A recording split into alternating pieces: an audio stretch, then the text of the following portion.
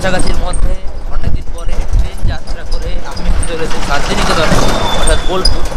সকালবেলা train journey আমি কিছু দেখাইনি, আর এখন বাজে হচ্ছে আপনার 1:30।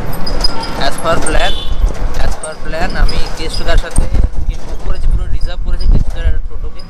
আজকে এনার সাথেই পুরো আমি ঘুরবো, এমনি মোটামুটি আমাকে সাইড সিন করে দেখিয়ে দেবেন। এখন বাজে 1:30, সেহেতু আগে ফার্স্টে খাবো, কারণ আমি এসে কিছুই খাইনি। আর না খাওয়ার জন্য পেটের মধ্যে কিছু হচ্ছে, খালি পেটে করা যায় না। তাই বলে চলো কাকা আগে চলো হোটেলে যাই খাই, তারপর বেরিয়ে পুরো ঘুরে দেখবো আর আস্তে আস্তে দেখাতে থাকবো। সবুজ প্রকৃতি, শান্তি ও সাহিত্য সংস্কৃতির এক অনবদ্য মেলবন্ধন হলো বিশ্বকবি রবীন্দ্রনাথ ঠাকুরের এই শান্তিনিকেতন। 2 দিনের ছোট্ট এই ট্রিপে চটপট ব্যাগ গুছিয়ে ক্যামেরা হাতে আমার এক নতুন অধ্যায় লেখার পালা। আজ অর্থাৎ 29 নভেম্বর 2020 এই হাঁসফাঁস একঘেয়ে জীবনকে দূরে ফেলে একটু হাওয়া বদলের চেষ্টা করছি আর কি। এখন দুপুরে খাওয়া দাওয়ার পর আমার গন্তব্যস্থল হচ্ছে কোপাই নদীর ধার।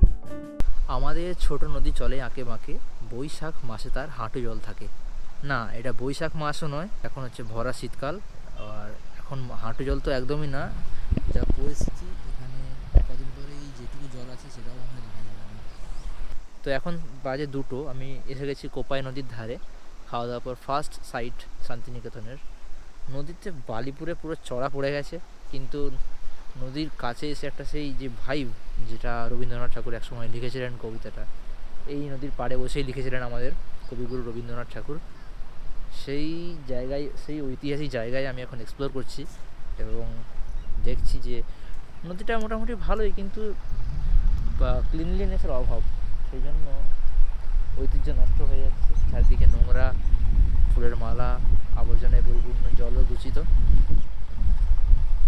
আর নদীর ধারে ওদিকে কিছু কিছু দোকান বসেছে, যেখানে জিনিসপত্র বিক্রি হচ্ছে, সেটাও দেখাবো ঘুরে ঘুরে। এইভাবেই চলছে কোপাই নদীর ধারে আমাদের ভ্রমণ কাহিনী। আমাদের বলতে আমি একাই ঘুরছি। এবার আমার গন্তব্য বোলপুরের অন্যতম জনপ্রিয় আদিবাসী অধ্যুষিত সুন্দর সাজানো গ্রাম।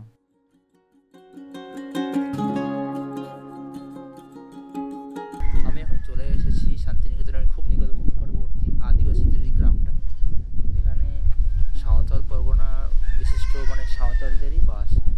তো এই জায়গাটার বৈশিষ্ট্য হচ্ছে, এই যে বাড়িতে আমি যেরকম ঢুকে দেখাবো, সেটা বাংলার সিরিয়ালের খুব পরিচিত একটা সিরিয়াল শুটিং হয়েছিল, যেটা হচ্ছে ইষ্টি কুটুম। সেটার যে বাহার চরিত্রে যে যিনি রোলটা করেছিলেন, তার বেশিরভাগ শুটিংটা কিন্তু এই ঘরে হয়েছিল। তো সেটা আমি ঘুরিয়ে দেখাবো, এখন ঢুকে দেখাচ্ছি।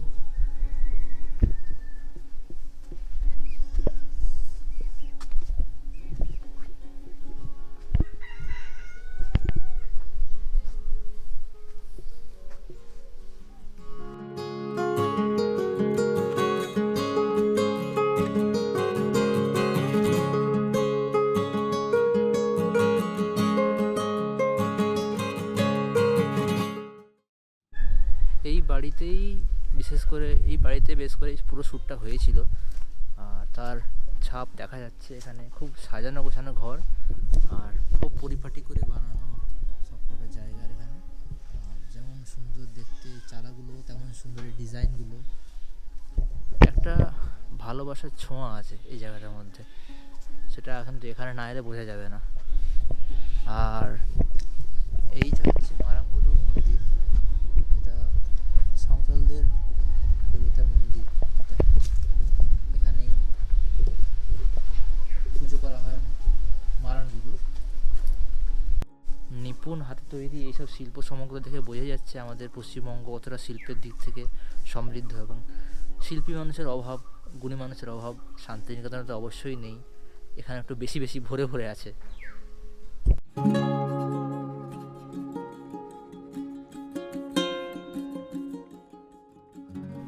এত সুন্দর সাজানো শিল্পকলা দেখার পর চলো এবার আমরা যাই শান্তিনিকেতনের অন্যতম আকর্ষণ সোনাঝুরির অন্য হাটের রঙিন বৈচিত্র্যময় জিনিসপত্রের দিকে।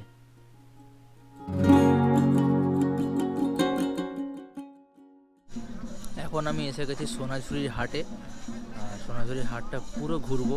এখানে খুব ভালো পরিমাণে মোটামুটি কেনাকাটা হচ্ছে, এবং প্রত্যেকেই লকডাউনের পরে দোকান খুলেছে এবং হাতের নিপুণ কারুকার্য, তামার কাজ, টেরাকোটার কাজ সবই বেশ রিজনেবল প্রাইসেই বিক্রি হচ্ছে। তো আমার মতে যারা এখানে আসবেন তারা কিছু কিনে এদেরকে সহায়তা করুন, কারণ লকডাউনের পরে এনাদের বাজার সত্যিই খারাপ হয়ে গেছে।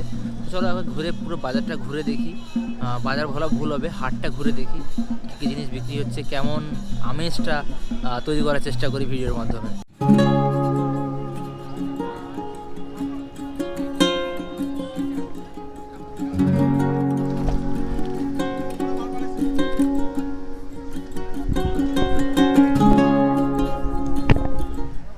তো এখন শান্তিনিকেতনের সেই বিখ্যাত রাবড়ি এবং দই, যেটা আমি টেস্ট করলাম, অসম্ভব সুন্দর খেতে।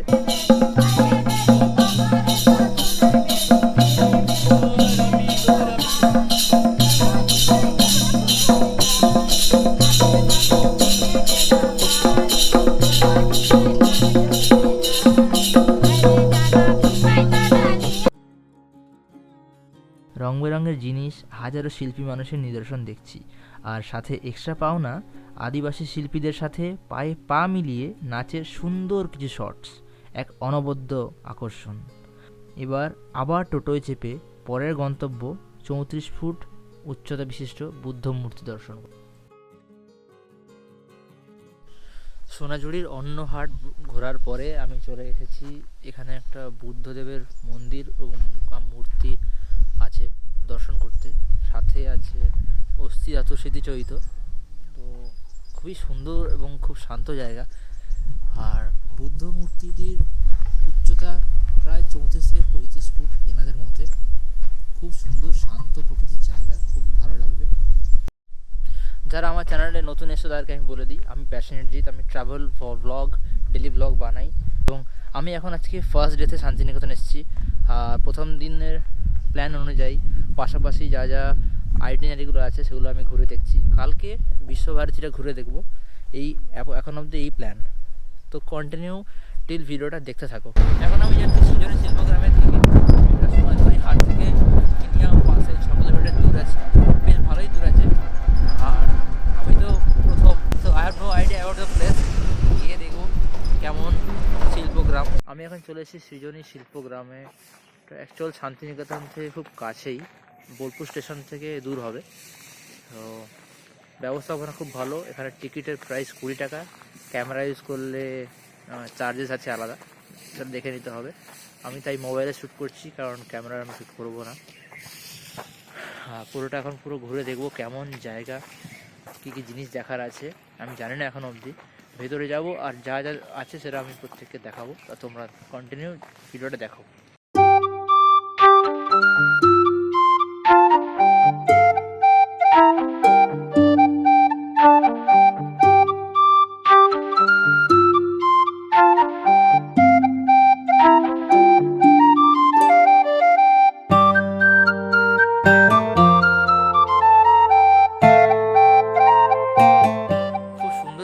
প্রতিটা জিনিসের প্রতিটা কারুকার্য দেখে মনে হচ্ছে যে সত্যি একটা শিল্পের মতো গ্রাম, হাতে বানানো নিখুঁত সব কিছুই।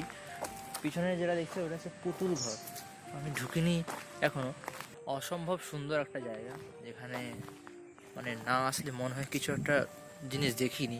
মানে বলতে গেলে পুরো শান্তিনিকেতনের পুরো যত যা জিস্ট পুরোটাই এখানে প্যাক করে করা আছে। মানে যেমন সুন্দর জায়গা, প্রতিটা জিনিস দেখার মতো। ডিফারেন্ট জায়গাতে বিভিন্ন রকমের মানে শিল্পকর্ম সাজানো। শিল্পকর্মের বৈশিষ্ট্য হচ্ছে এখানে প্রতিটা ঘর এক একটা রাজ্যকে রিপ্রেজেন্ট করছে। যেমন উড়িষ্যা দেখলাম, ঝাড়খণ্ড দেখলাম, এখানে ভেতরে মানে প্রতিটা ঘরের ভেতরেই সেই রাজ্যের যে যা যা শিল্পকর্ম, যা যা বৈশিষ্ট্য সেটাকে ডিসপ্লে করার চেষ্টা করানো হয়েছে। তো খুব ভালো জায়গা, মানে ভালোর থেকেও অতি ভালো জায়গা এটা।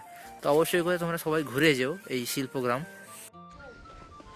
এখন চলে এসেছি আমি নিকোবরের মিউজিয়ামে এসে গেছি। কি সুন্দর কাঠের বাড়ি এবং সিঁড়ি দেখে আমার মনে পড়ে যাচ্ছে সেই মনে পড়ে যাচ্ছে না, মানে আমার মনে হচ্ছে পাহাড়ি কোনো ঘরকে বা পাহাড়ি কোনো মানে হোটেল বা হলিডে হোমের কথা মনে পড়ে যাচ্ছে। পুরো বাঁশের তৈরি, অসম্ভব সুন্দর জায়গা। আমি দেখছি আমাদের বীর সাঁওতাল সন্তানের বিভিন্ন মূর্তি করা আছে, যারা সাঁওতাল বিদ্রোহ এবং অন্যান্য বিভিন্ন সময় ইংরেজদের বিরুদ্ধে লড়াই করেছেন আমাদের দেশের জন্য। তাদেরকে এত সুন্দরভাবে মূর্তিরূপে প্রতিষ্ঠা করার জন্য আমি বেশ খুবই মন থেকে অন্তর থেকে ভালো লাগলো। যারা ছোট ছোট বাচ্চা বা যারা যারা নতুন প্রজন্ম যারা জানে না যে সাঁওতালদের তরফ থেকে আমাদের কি বলিদান আমাদের দেশের প্রতি আছে, তো সেগুলো জানার জন্য অবশ্যই করে এনাদের জন্য অনেক অনেক স্যালিউট মন থেকে। আজ 30শে নভেম্বর, শান্তিনিকেতনে আমার দ্বিতীয় দিন, আর দিন শুরু করব কঙ্কালীতলায় মায়ের দর্শন করে।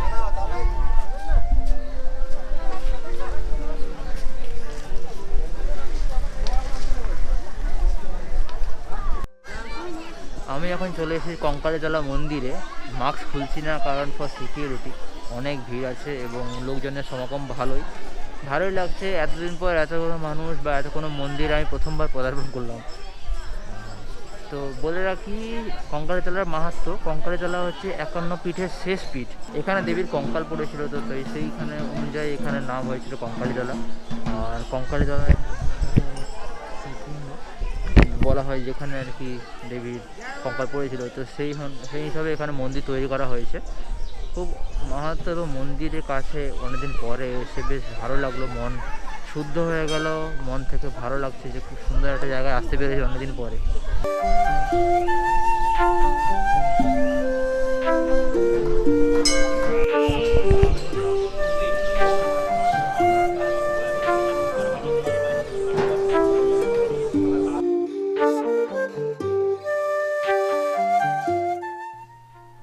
দেবী দর্শনে কতটা পুণ্য হলো জানি না, কিন্তু মনকে বেশ শান্ত অনুভব করছি। আর তার সাথে উপরি পাওনা মন্দিরের সংলগ্ন খোলা উদ্যানে বাউলের গান, আর তার কিছু ঝলক তোমাদের জন্য রাখলাম।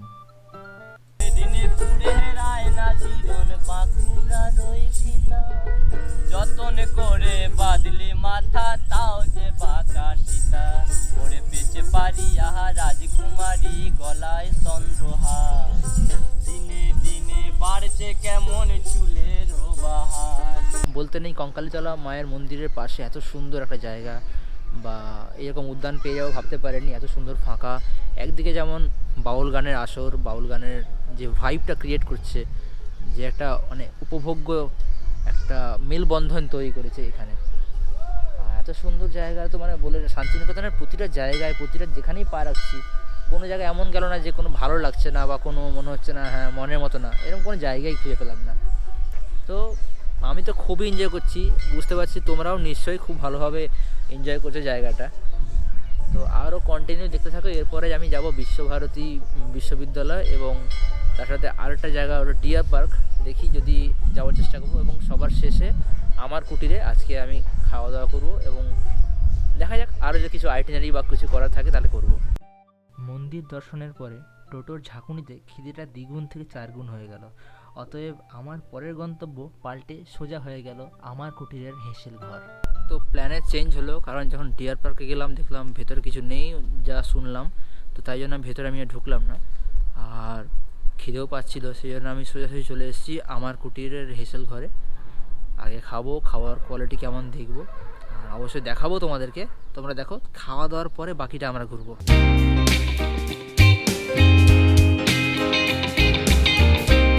হেঁসেল ঘরে ঢোকা মাত্র সুন্দর অ্যাম্বিয়েন্স আর খাবারের গন্ধে মোমো করা এই জায়গা কোনো অর্থে স্বর্গের চেয়ে কম নয়। আর দেরি না করে চলো এবার প্লেটে হামলে পড়া যাক।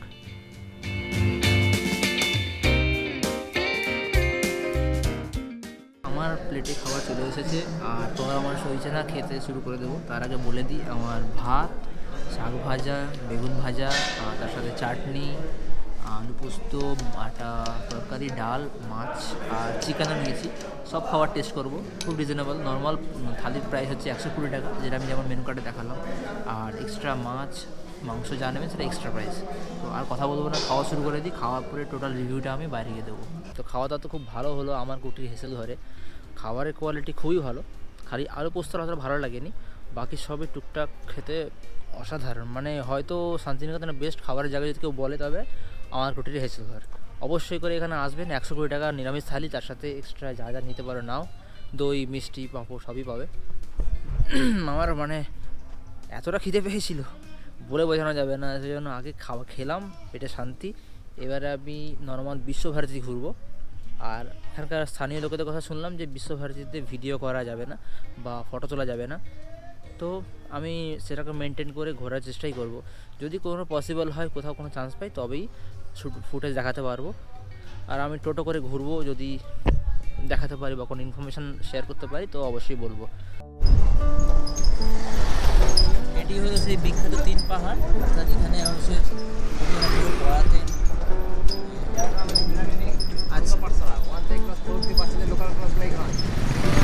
আচ্ছা, মানে গাছতলায় যে পড়ানোর সিস্টেমটা এখানে এখনো চালু আছে, মানে গাছতলাতেই পড়ানো হয়। এই এলাকাটা পুরোটাই বিশ্বভারতী ইউনিভার্সিটি ক্যাম্পাস। ভেতরে কিছু কিছু জায়গায় ফটো তোলার পারমিশন নেই, এবার তুলতে পারলাম না। কিন্তু যেটা দেখালাম 3 পাহাড় বা পাশাপাশি কয়েকটা প্রাথমিক বিদ্যালয় আছে যেখানে এখনও গাছের তলায় বসে পড়ানোর সিস্টেমটা চালু আছে। যেখানে ছবি তোলার পারমিশন নেই সেখানে আমি ছবি তুলছি না, খালি যেখানে পারমিশন আছে সেখানেই ছবি তুলছি এবং ফটো তুলছি দেখানোর জন্য। এটা সেন্ট্রাল লাইব্রেরি, আচ্ছা। এটা বিশ্বভারতীর হেড অফিসটা, এটা তো হেড অফিস।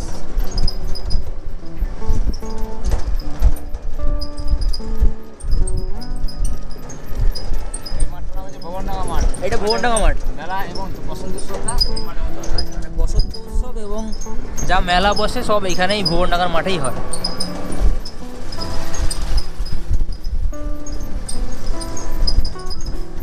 তো হিসেব মতো আমার শান্তিনিকেতনের 2 দিনের ট্যুর এখানেই শেষ। আর বিশ্বভারতীতে আমি ঘুরলাম, বিশ্বভারতীতে সব কিছু দেখলাম, কিন্তু আমি সেটা ভিডিও দেখাতে পারলাম না, কারণ কোথাও মোবাইল ফটোগ্রাফিও অ্যালাউ না। সো ফটো তুলতে পারলাম না এবং ভিডিও করতে পারলাম না। কিন্তু কেষ্টদা আমাকে মানে ভালো করে গাইড করলো যে কোনটাকে কোথায় কী। ও আর কথায় কথায় বলতেই ভুলে গেছি যে আমি এখানে এসে উঠেছি রোজারি রিসর্টে। এটা স্টেশন থেকে খুবই কাছে, ঘরগুলো খুব সুন্দর, তোমরা চারপাশটা দেখতে পারো কত সুন্দর, পরিষ্কার পরিচ্ছন্ন এবং খুব বড় বড় জায়গা। 9টা টোটাল রুম আছে, আমি রুম নম্বর 9-এ আছি, বাকি সব কটাই খালি। মানে এখন সিজনটা লকডাউন চলছে এবং লকডাউনের পরে এমনিও ঘর ভাড়া একটু কমে গেছে এবং এনাদের লোকেদের আনাগোনাও কমে গেছে, তো সেই জন্য একটু কমেই পেয়েছি। আমার পার নাইটে 650 টাকা করে যাচ্ছে, একাই আছি। এভাবে বেশ বড় সড়ো রুম পেয়েছি, কিন্তু খাওয়া দাওয়া নিজের হাতে, যেমন আমি দেখালাম তোমাদের সবাইকে। রুমগুলো বেশ ভালো। তো যদি তোমরা আসো এখানে তোমরা অবশ্যই থাকতে পারো, তবে এই গাড়ি ঘোড়া একটা আওয়াজটা একটু ম্যানেজ করতে হবে। So with love, not from Kolkata, from Shantiniketan. Be passionate, be yourself. দেখা হচ্ছে আবার একটা নতুন ভিডিওতে, অন্য কোনো সময়, অন্য কোনোভাবে। ততক্ষণ যেন তোমরা প্রত্যেকে ভালো থাকো, আর আমার বাকি ভিডিওগুলো চেক আউট করো, দেখতে থাকো প্যাশনেট জিতকে। টাটা।